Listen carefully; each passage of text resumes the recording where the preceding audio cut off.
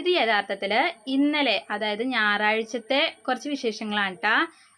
ഞാൻ എൻ്റെ വീട്ടിലേക്ക് പോവാണ്. രാവിലെ എഴുന്നേറ്റപ്പോഴത്തേക്കും എനിക്ക് അമ്മേനെ കാണാനായിട്ട് തോന്നി. മനസ്സ് പറഞ്ഞു അമ്മേനെ കാണണം എന്നൊരു തോന്നൽ വന്നു പെട്ടെന്ന്.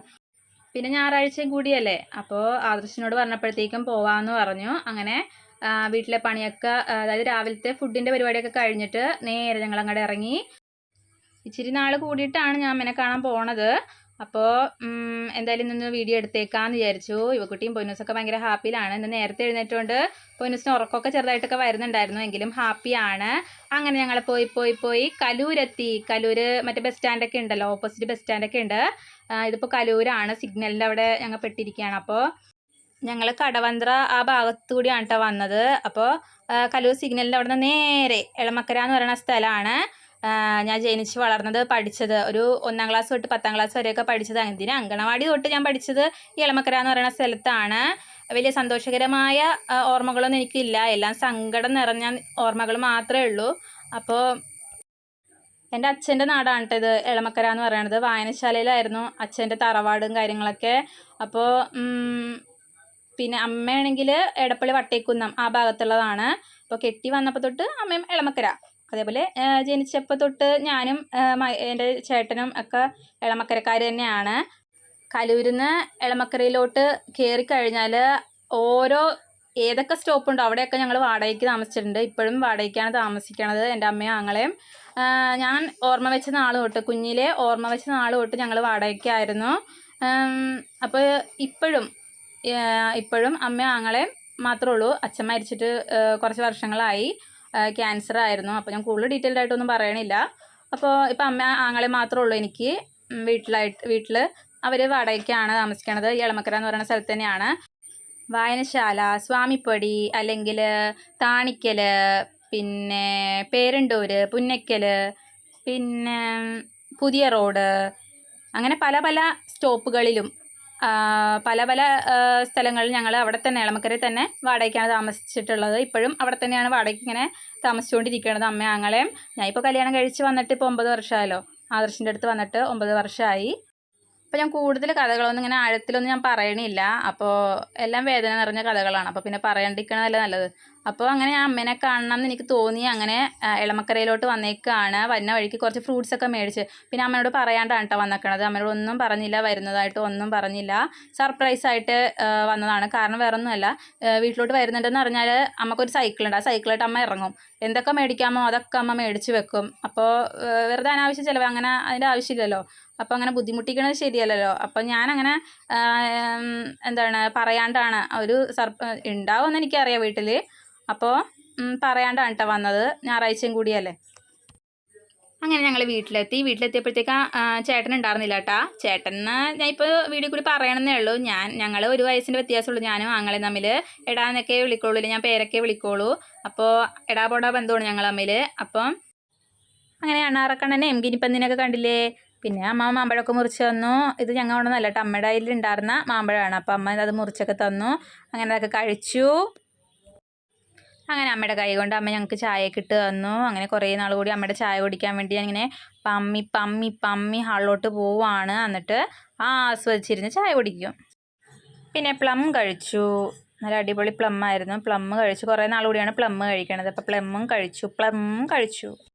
പിന്നെ കുറേ വിശേഷങ്ങൾ അമ്മക്കും എന്നോട് പറയാനുണ്ടായിരുന്നു, എനിക്കും അമ്മേനോട് പറയാനുണ്ടായിരുന്നു. ഞങ്ങളങ്ങനെ വർത്താനം പറഞ്ഞ് പിന്നെ ഉച്ചയായപ്പോഴത്തേക്കും നല്ല അടിപൊളി ചാള ഉണ്ടായിരുന്നു. അപ്പോൾ അമ്മ തേങ്ങരച്ച് വെച്ച മീൻകറി ഉണ്ടായിരുന്നു, ചാളക്കറി.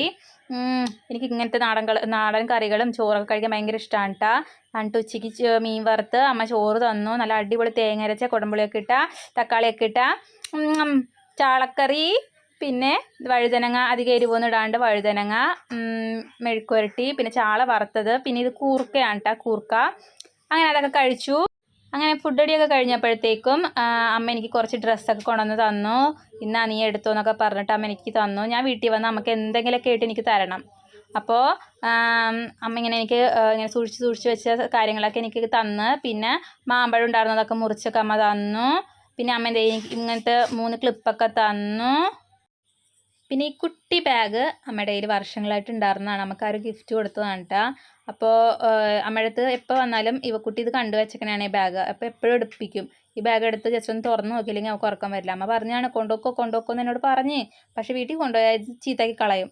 അപ്പോൾ അതിന് നല്ലത് ഇവിടെ ഭദ്രമായിട്ട് ഇരിക്കണമല്ലേ നല്ലത്. വരുമ്പോൾ എടുത്ത് കണ്ടാൽ മതിയല്ലോ എന്ന് ഓർത്ത് ഞാൻ അമ്മേനോട് തന്നെ സൂക്ഷിച്ച് വെച്ചോളാൻ പറഞ്ഞു. അങ്ങനെ ഇരിക്കെ മഴ പെയ്തു. ഒടുക്കത്തെ മഴയായിരുന്നു. രാവിലെ തൊട്ട് എന്തെങ്കിലും മഴയായിരുന്നു.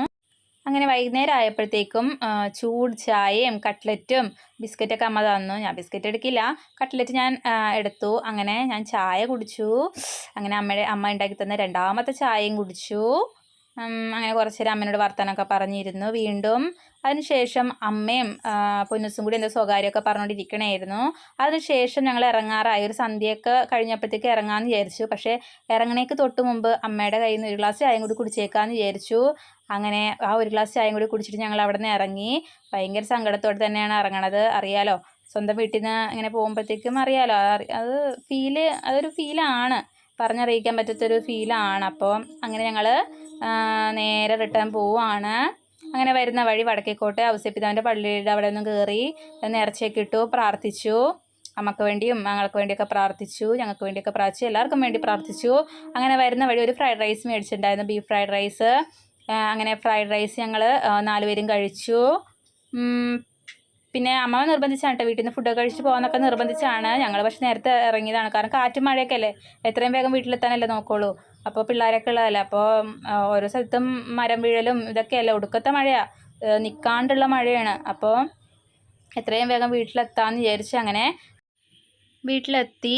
ഫുഡൊക്കെ കഴിച്ച് കഴിഞ്ഞു. ഫുഡ് കഴിച്ച് കഴിഞ്ഞപ്പോഴത്തേക്കും കറണ്ട് പോയി. പിന്നെ അങ്ങോട്ട് മെഴുകുതിരിയൊക്കെ കത്തിച്ച് വെച്ചു. കുറച്ച് നേരം ഞങ്ങൾ റീൽസും വീഡിയോസൊക്കെ കണ്ടുകൊണ്ടിരുന്നു. പിന്നെ വിശേഷങ്ങളൊക്കെ പറഞ്ഞുകൊണ്ടൊക്കെ ഇരുന്നു. അതിനുശേഷം അധികം വൈകാണ്ട് തന്നെ കിടന്നുറങ്ങി.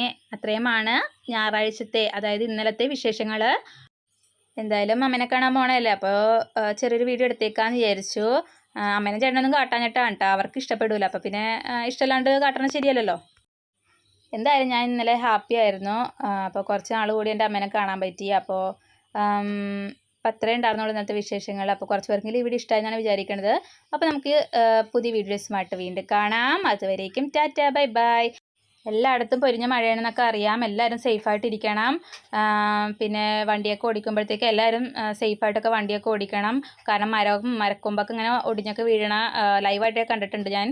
അപ്പോൾ സൂക്ഷിക്കുക എല്ലാവരും, ബി കെയർഫുൾ. അപ്പോൾ എല്ലാവരും സേഫായിട്ടിരിക്കുക, ഹെൽത്തി ആയിട്ടിരിക്കുക, ഹാപ്പി ആയിട്ടിരിക്കുക. അപ്പോൾ പുതിയ വീഡിയോസുമായിട്ട് കാണുന്നത് വരെ ടാറ്റാ.